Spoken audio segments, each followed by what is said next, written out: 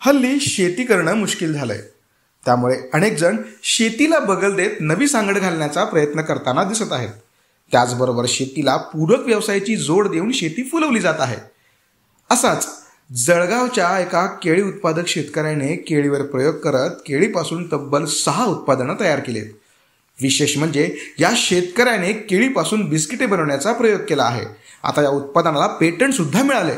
एकूणच या शेती उत्पादनातून नवा मार्ग शोधत त्यांनी इतरांसाठी नवा पर्याय उभा केलाय एवढं नक्की.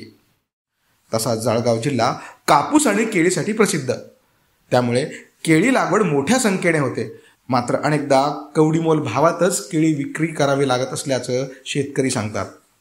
यावल तालुक्यातील रहिवासी असलेले अशोक गाडे यांनी मात्र हार न मानता यावर उपाय केला आणि आज ही केळी वेगवेगळ्या स्वरूपात महाराष्ट्रात विक्री केली जात आहे. टॉफी, चिप्स, लाडू आणि आता बिस्किटाच्या स्वरूपात केळी बाजारात उपलब्ध होऊ लागली आहे. माझा केळी प्रक्रिया उद्योग आहे, त्याच्यासोबत माझी स्वतःची शेती पण आहे.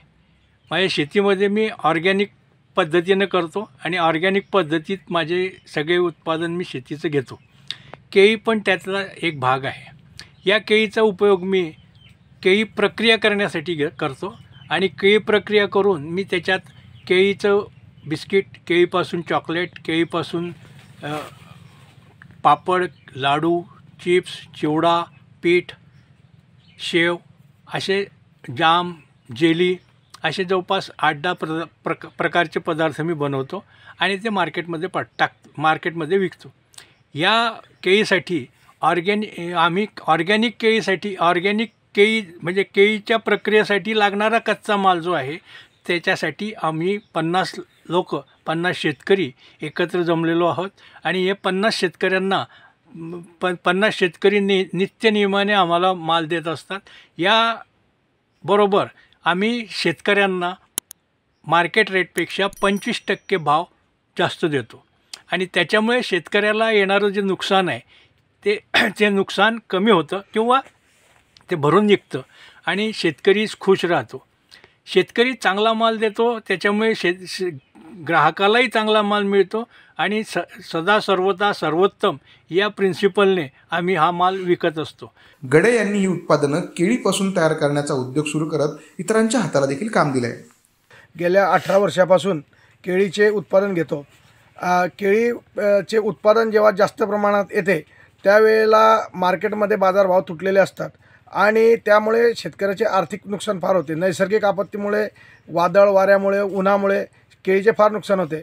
परंतु आता यावल शहरामध्ये अशोकदादा गडे यांनी जे केळीपासून बिस्किट, चॉकलेट वगैरे असे 8 पदार्थ बनवण्यासाठी फॅक्टरी उभारलेली आहे.